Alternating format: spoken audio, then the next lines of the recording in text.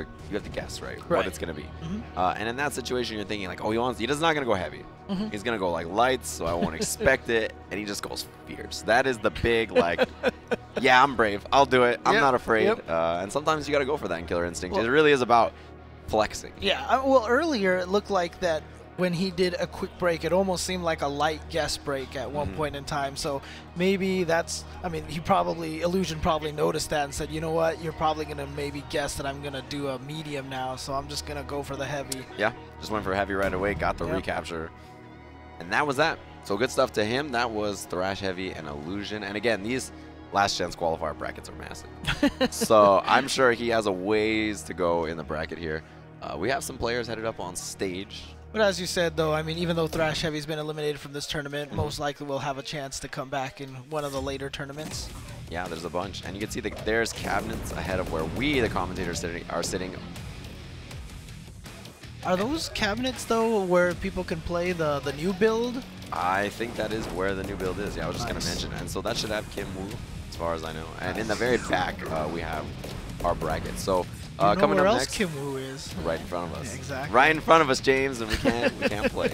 Times are tough. Yeah, up next we're gonna have Daymein, really talented player, plays a lot of Sadira against Swordsman, and if you can't figure out who this guy plays based on his shirt, based on his shoes, based on his reaction to nerfs and such, he is a Cinder player. Very talented one at that. 9th place at EVO this year, 2nd place at SCR just a few months ago. It was awesome watching his reaction to the changes for Cinder. It was great, yeah. And he's young, too. He's a super young guy. He's like 17 or 18 or something like that. Really young player, really good for his age. If you're calling them young, they've got to be really young. I appreciate that, James. Good looking out.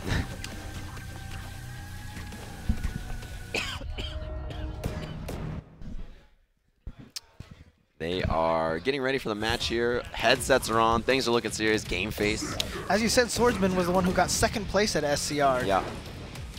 He did, yeah. And the only person he lost to was Base, who ended up winning the tournament at SCR. He is in the main tournament. Base is in the main tournament.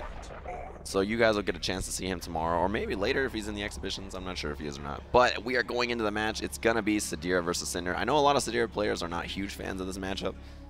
But I'm curious to see what Daymein does, right? The uppercut being down-up kick, the input for it, is really tough for her. And yeah, these bombs, they cover a pretty good angle for her approach. You see the bomb there on her already. You can just explode it, yeah, and he gets the plus frames there. Nice mobility from Swordsman right away just to get away. All right, quick 14% there for Daymein.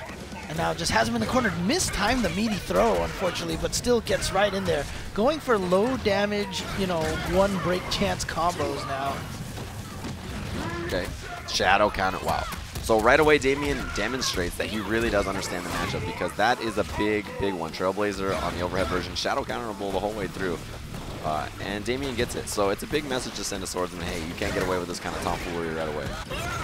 And a break on the fierce. Okay, Daymein gets through, and he drops the combo there. That's going to be a punish and a big damage here for Swordsman.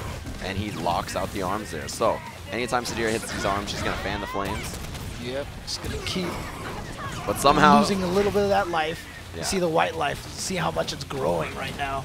Right, and if Swordsman lands a combo, that's just going to be cashed out for huge damage. Although he does really have to chase right now since he's down on life, and he wants to try to get some of that white life. Yeah, it was really crucial that Daymein got that round kill, because then was able to use up a lot of that fire time in between the rounds. Okay, gonna cash out damage here. Not huge, but enough. You know, 17% is not bad. Yeah, it was like I said, Daymein has mostly been just going for these very short combos. Looks like he's been willing to go for a lot of these 14%, 17% combos. Ooh, gets him with the web. Yeah, he could have comboed off that, but chose to back off instead. There's the medium auto doubles, and they are broken. Instinct cap popped here.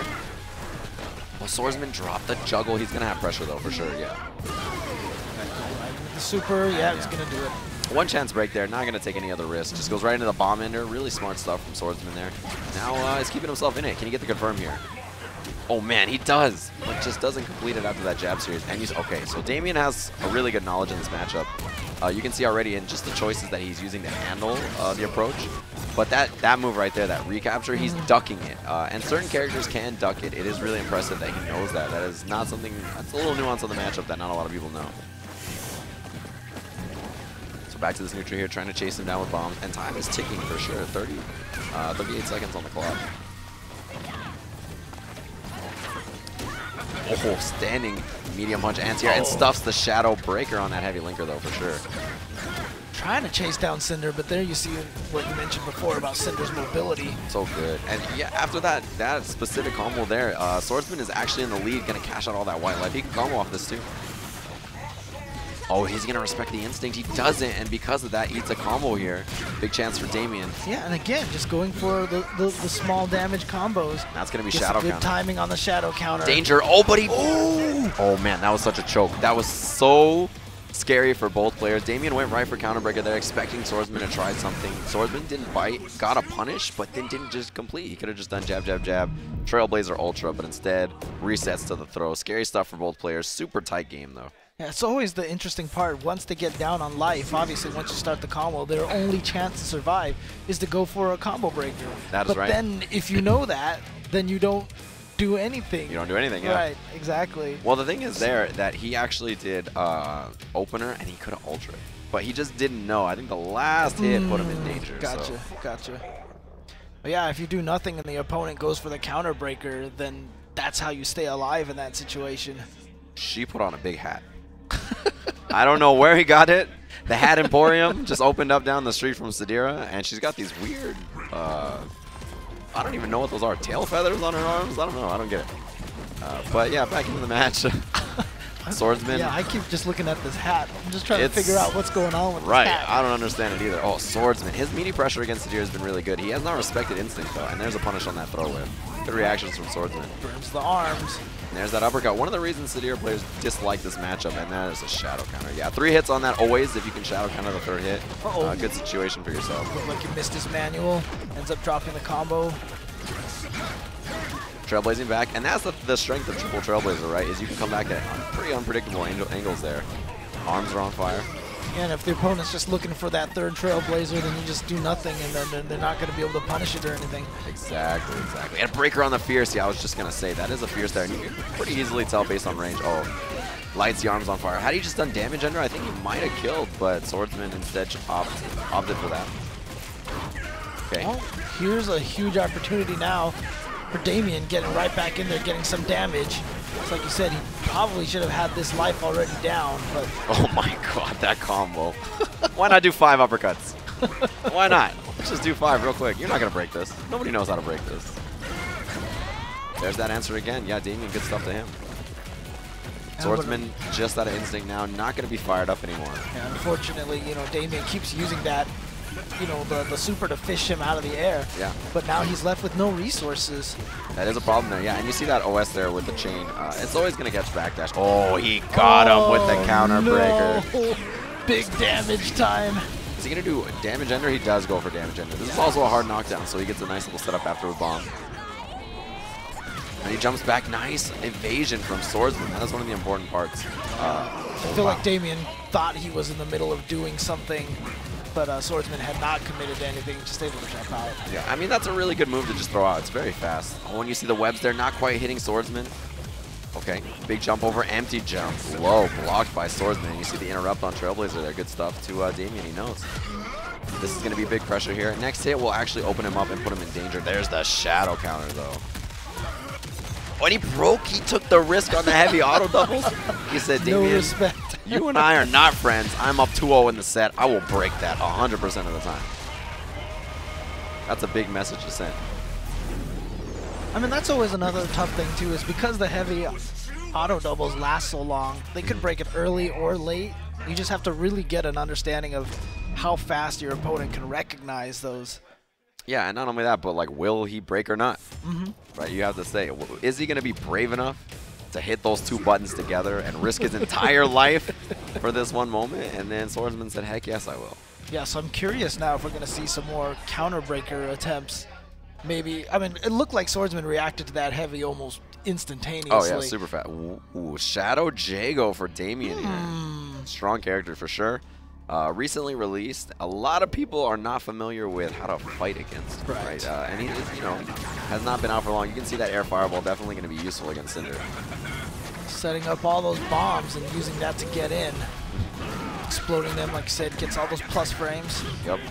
And you see that forward roundhouse there is dash cancelable just like that. Oh, and then, oh, he knows the stuff. Daymein definitely knows how to play some Shadow Jago. He's got the surge stuff already figured out. Oh, that's punishable.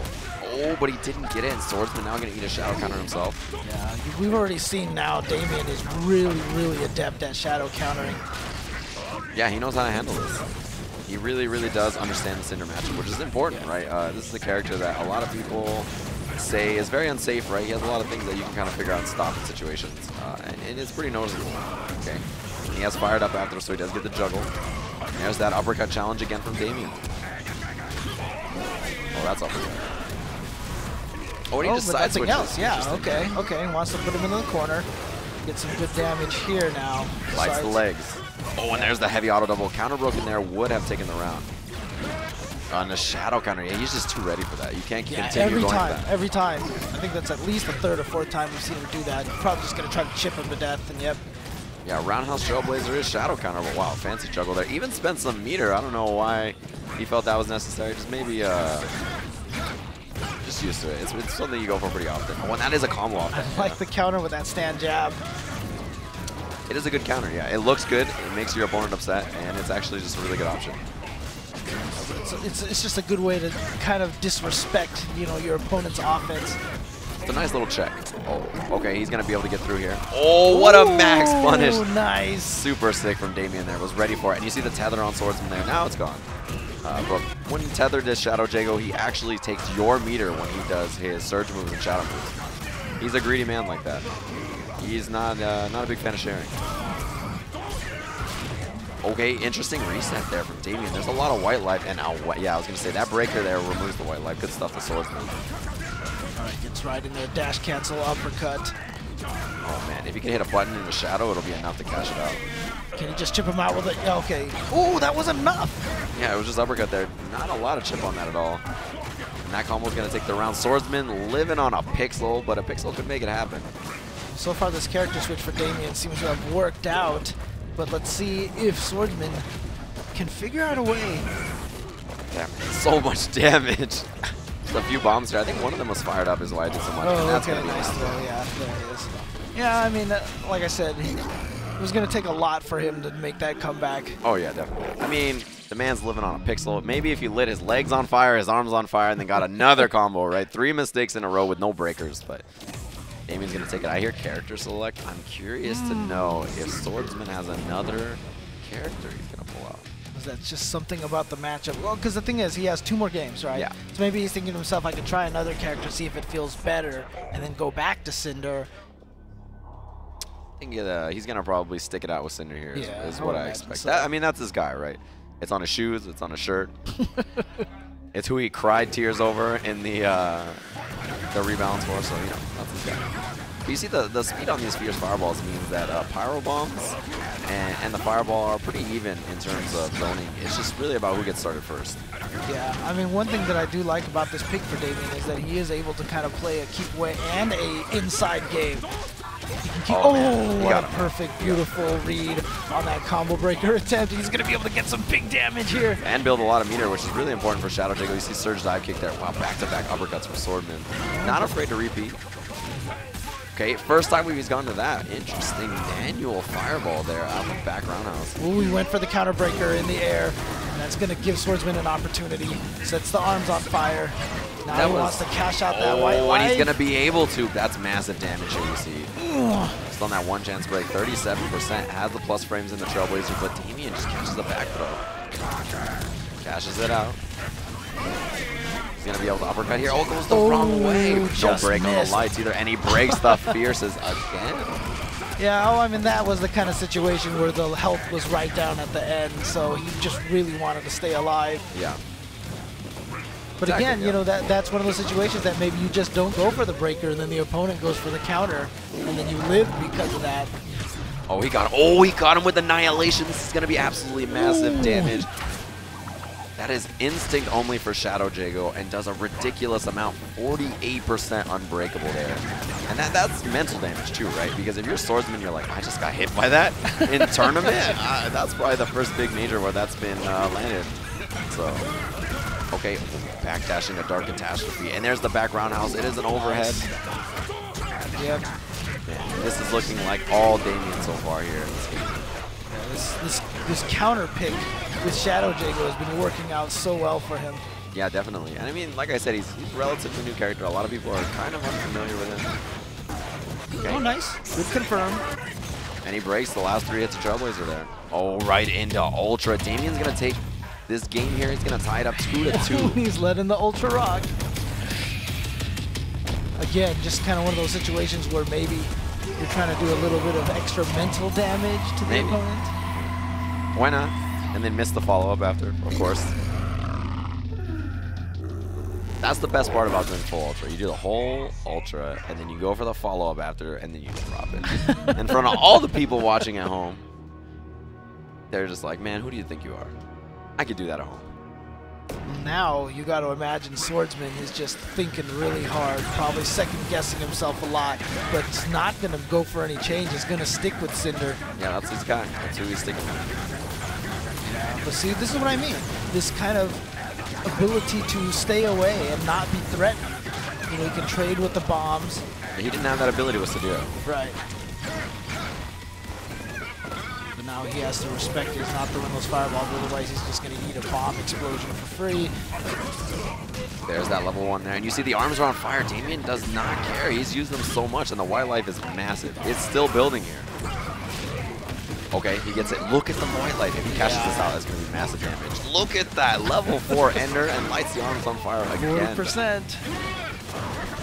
If he can manage to land a hit there, it's going to be a lot. And it's still building. Daymein is still using his punch normals and specials to build his wildlife, and now he's so afraid on the way in from Swordsman. Well, it's interesting. He was walking back, and you see him? He just like whiffed a couple of jabs, too. So he's going to lose all this life because he just couldn't get his arms not on fire. He couldn't get them extinguished. Stop using your arms. You don't need them. Just block. You got to run away. That's block and kick. Start kicking a lot. Yeah, do the Lupe Fiasco. Only light kicks. Only light kicks. Nothing else. And that's going to be big damage here, yeah. Okay, there's the dash through and a good jump away from Swordsman. Removes the tether there by hitting Shadow Jago. But, I mean, I felt like he had an opportunity to uppercut even though he whiffed the throw. One of those situations you always got to be aware of. You can always block a jump attack, meant you could have uppercutted it. That is true, yeah. He gets the life here for this bar. Probably going to go for a long extended combo here, yeah. Wants to waste out Swordsman instinct. Swordsman, yeah, he's just about to run out. Trailblazer's out of the corner, though. That's an important side switch. You don't want to have your back stuck to the wall there. And a combo? Yeah, breaking on that for sure. Medium is pretty much his best option. Okay, and that's shadow counterable the first time Daymein doesn't go for it. Oh no. Look at the white life here. It's so massive, and that combo is going to be so much. Swordsman with a massive lead here. Daymein now stuck in danger. Okay, back throw. This is a big chance. Oh, and he just reversals. If it did, okay, if that combo hit, it could have been enough. Oh, catches the back dash. Oh, that's enough for sure. Swordsman's going to move on. That is a super tense match in this bracket. Wow. I mean, shout-outs to Swordsman, though, for remaining confident in his character. Did not go for the switch. Stuck with it. Figured, I guess he figured after those 2 first matches, he must have just figured something out and was like, you know what, I can do this, I'm going to stick with my character, I'm going to go with my guns. He lit the man on fire. And that's all it took. He just light the arms on fire, and that seemed to be the big adjustment, right? Lots more burnout enders. And it did work out pretty well for him, I think. Yeah,